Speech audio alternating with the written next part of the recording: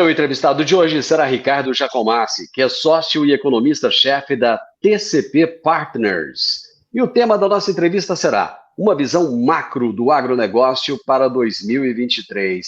Ricardo, seja muito bem-vindo, é um prazer falar com você. Eu agradeço, Divino, e sempre à disposição aqui para boas ideias. Ricardo, me conta do seu trabalho, quem é você e quem é a TCP, ou TCP Partners. Eu não sei como é que vocês pronunciam, se é o nome em inglês ou se já estão abrasileirando, como é que é? TCP tá ótimo, aí o pessoal fica mais tranquilo para compreender. Bom, eu sou economista-chefe, Facilita, né? isso facilita. Eu sou economista-chefe aqui da TCP Partners e cubro praticamente 40 setores da economia. E um desses setores é o setor do agronegócio. Temos aqui uma visão muito interessante sobre o setor do agronegócio que nós denominamos de cadeia longa. O que é uma cadeia longa? São vários segmentos que compõem o setor. E nós acompanhamos aqui, eu diria que praticamente quase todos, né? Recentemente nós fizemos uma análise sobre o mercado de trigo e farináceos, que é um mercado que vem passando por uma atualização tecnológica, tanto do campo quanto da genética, mas também do processamento, né? Super relevante para a competitividade.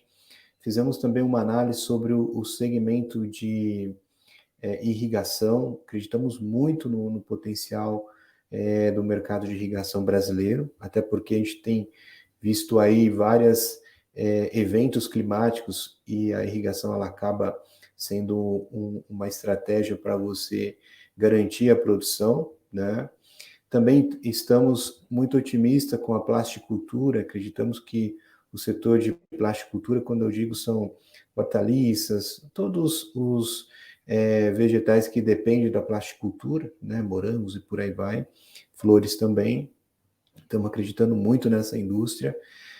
No mercado de nutrição animal, então o rebanho voltando a crescer e a demanda por proteína mundial ela não tem caído, ela tem só aumentado, então nós acreditamos muito, né, no setor de nutrição animal e também puxado a esse segmento de genética animal. Então, um movimento bem importante de investimentos no setor, são segmentos que eu diria à primeira vista são importantes aqui com crescimento que nós estamos enxergando. A TCP ela é uma das principais empresas independentes na área de investimentos e gestão, então a gente atua basicamente em duas grandes áreas da vida empresarial, né, dos negócios.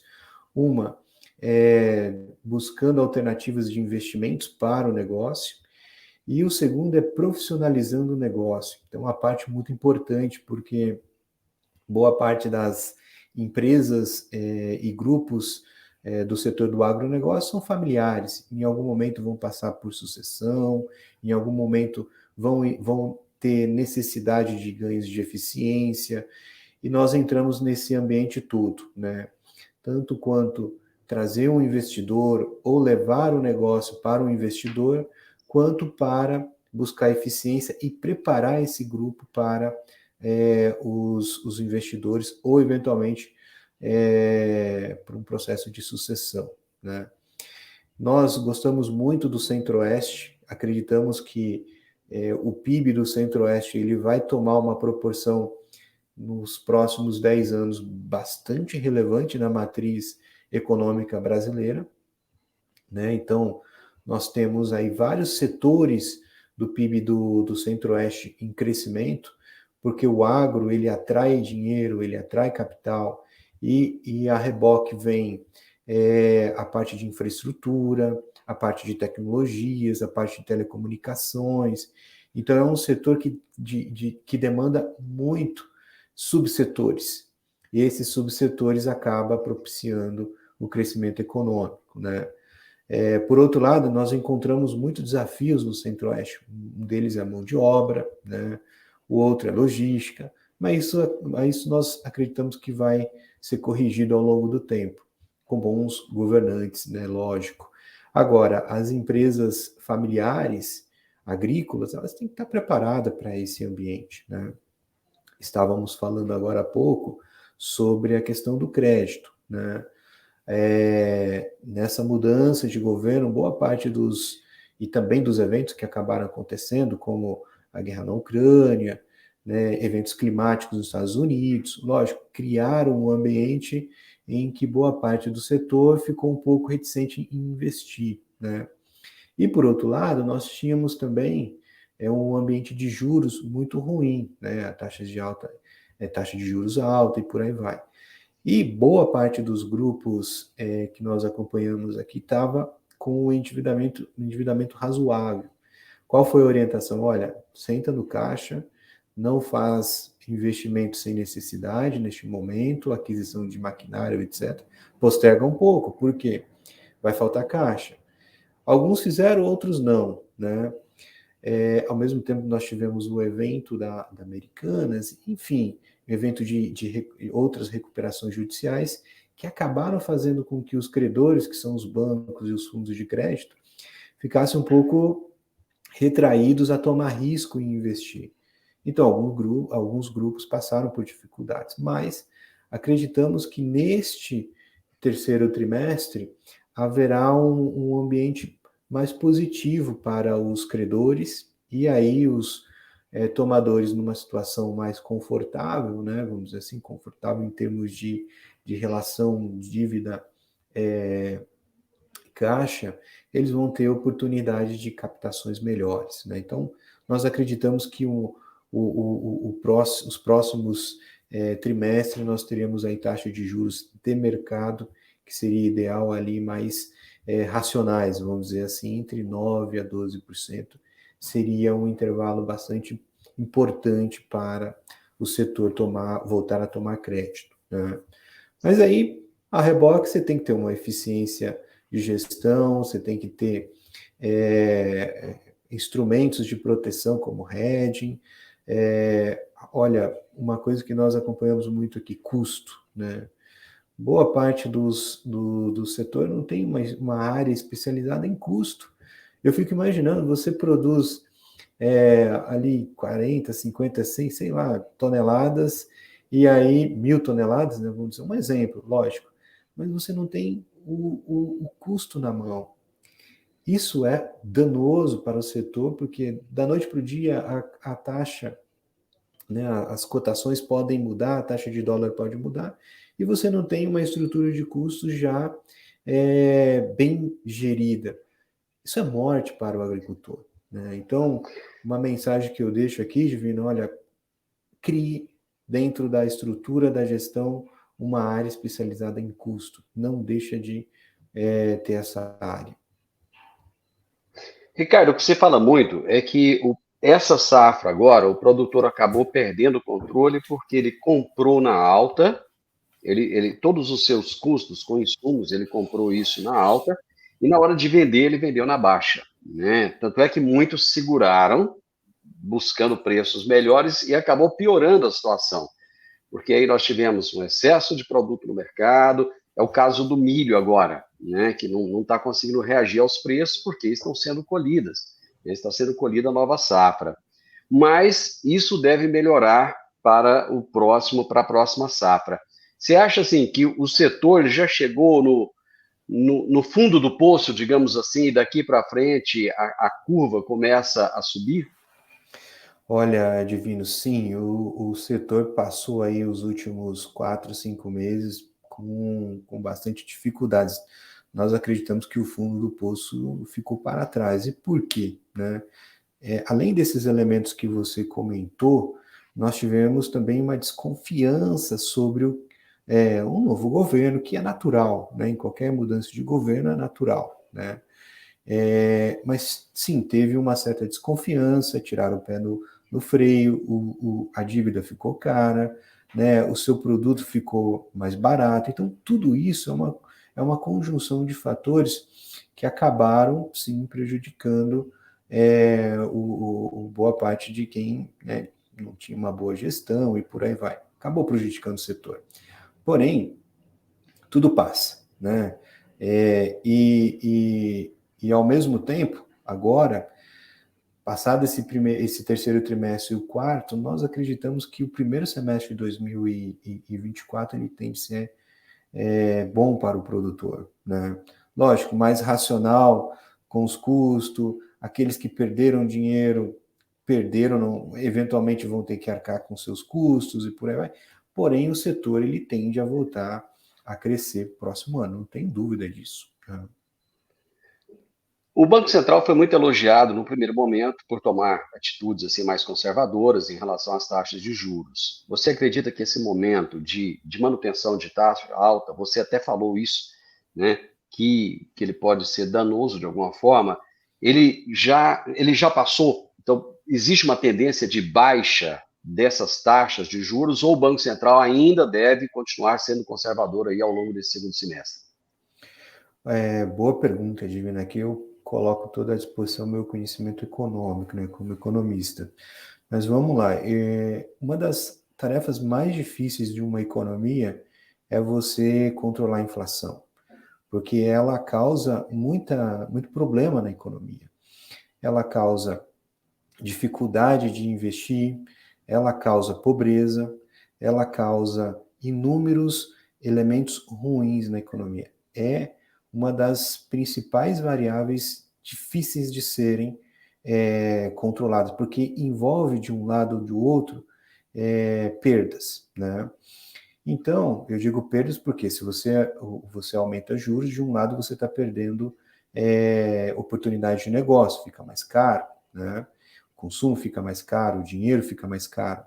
Então, na nossa visão aqui, o trabalho do Banco Central, ele foi preciso, né? Ele foi necessário, porque existia sim uma expectativa de aumento de circulação de dinheiro na economia e pressionava a inflação e por aí vai. Por quê? Se a gente for utilizar como parâmetro tudo que foi gasto o ano passado em incentivos para a economia, isso acabou se refletindo, né, numa resiliência, numa resistência de preço. Então, nós estamos falando aí, um exemplo, 300, 400 bilhões de circulação na economia, né? Isso tudo acaba sendo impactado nos preços. Enfim, esse momento já passou, né? Eu diria, as equações que o Banco Central utiliza, a modelagem que ele utiliza para calcular, né, o intervalo ali de inflação, enfim, para calcular para onde os preços estão indo, eu acho que já passou, né? Ajudou naquele primeiro momento a descomprimir preço. A gente viu isso. IGPM, IPCA, etc., estão caindo agora, né? Isso. Então, do ponto de vista técnico, o Banco Central foi preciso, era necessário, e agora, que agora é a coisa mais importante, né? Nós vamos surfar um ambiente mais favorável para o crédito, para o dinheiro, porque a inflação ela está caindo e ela está caindo de uma forma bastante robusta, ela não está caindo de forma cômoda, né? Lógico, você tem que tirar um pouquinho você vai ter que, eu não vou dizer tirar, mas vai ter um impacto. O impacto no investimento, que ele posterga para depois, o dinheiro fica mais caro, então você vai tomar dinheiro para comprar um carro, fazer alguma coisa e tal, fica mais caro. Então tem um custo. Agora, o custo de você ter uma inflação alta também era muito danosa, né? E a gente não tem um histórico bom para falar de inflação no Brasil. Enfim, dito tudo isso, né, esse arcabouço que nós comentamos, tinha ainda ali uma indefinição sobre a regra fiscal, sobre a reforma tributária. Então, esses elementos foram todos ultrapassados já. E há, sim, com alta margem de segurança, eu poderia dizer, um ambiente para reduzir juros. E eu acho que o Banco Central vai, sim, reduzir juros. Tá? As taxas atuais, elas preocupam os produtores rurais. Qual que você acha que seria a taxa ideal para se operar no agro, visto que, apesar do Plano Safra ser, né, como foi propalado aí, um dos planos mais robustos da história e tal, mas acaba que a grande maioria não tem acesso a esse dinheiro subsidiado, digamos assim. Eles vão ter que buscar dinheiro aí no mercado, até porque existem regras, né, específicas Sim. para que o produtor possa se enquadrar. Qual que é a taxa ideal para a pessoa, para o produtor rural pegar esse dinheiro e falar assim, olha, eu consigo trabalhar dentro dessa taxa sem me sacrificar, conseguindo pagar as minhas contas e conseguindo ainda colocar dinheiro no meu caixa? Olha, Divino, antes de falar qual que é o intervalo da taxa, etc., é importante lembrar que para todo dinheiro tomado, você tem que ter um plano de negócio bem estruturado. Não adianta você tomar dinheiro porque ele tá ali fácil de acessar, etc. Não é, né? Então, o que a gente enxerga aqui que seria razoável, né? Lógico, e aí tem várias outras premissas que devem ser também incluídas, como, né? O preço que você vai travar eventualmente, o preço futuro, a estrutura de custo ali, insumo, tem várias derivadas aqui. Porém, um intervalo interessante para o produtor seria entre 9% e 12%, né? Que acho que seria um intervalo em que os produtores poderiam ter mais, eu diria, margens para captação, para ter rentabilidade do negócio também. Agora, não adianta, né, você tomar dinheiro sem um plano de negócio. Acho que isso não faz muito sentido. Não. Ricardo, se fosse para você fazer um deverzinho de casa para o produtor rural, que deverzinho de casa seria esse? Quais seriam os passos a serem dados para que ele possa colocar o seu negócio num patamar de eficiência, num patamar de profissionalismo cada vez maior? Olha, eu tenho um passado aqui, Divino, também de família de agricultores, né? Então, É, eu convivi em algum momento ali como as dores do negócio. E para aham. mim sempre foi sempre eu enxerguei que uma dificuldade muito era calcular com exatidão os custos, né? E também acompanhar o mercado. Então, acho que a primeira derivada de qualquer negócio, principalmente do agro, que tem alta frequência, você depende de variáveis de alta frequência, como as cotações e por aí vai, commodities, né? Então, o primeiro dever é custo, gestão do custo. Não abra mão disso, né? Depois, instrumentos que possam te ajudar a proteger, como os hedges e por aí vai, né? O terceiro, eu acho que aí é uma governança familiar ou governança profissional do negócio, porque boa parte dos agricultores são familiares. E aí, o Divino, independe de ser uma empresa grande, pequena ou média, um agricultor grande, pequeno ou médio, tem que ter uma certa governança ali interna, mesmo que seja básica, né? Exemplos, né? Olha, misturar o caixa da empresa, do negócio, com o caixa da família. Isso sempre vai dar errado, né? Ter pessoas capacitadas, tanto da família quanto também externas, né, que não são consanguíneas dentro do negócio, também profissionalizadas, né? Não adianta você trazer uma pessoa de custo que ela nunca estudou custo, ou pelo meu filho estar fazendo administração, agora ele vai ser gestor de custo. Não funciona, você tem que preparar, estruturar, etc. Não funciona. O outro é logística, eu acho que tem um elemento importante aqui, logística e armazenagem. Muitos agricultores perdem ali por não saber trabalhar bem com a logística e armazenagem, né? Então, olha, eu acho que esses são os quatro pilares aqui para um deverzinho de casa muito, muito eficiente para o negócio, né? Mas existem alguns fatores que são mais difíceis de serem controlados. Vamos citar o exemplo da armazenagem.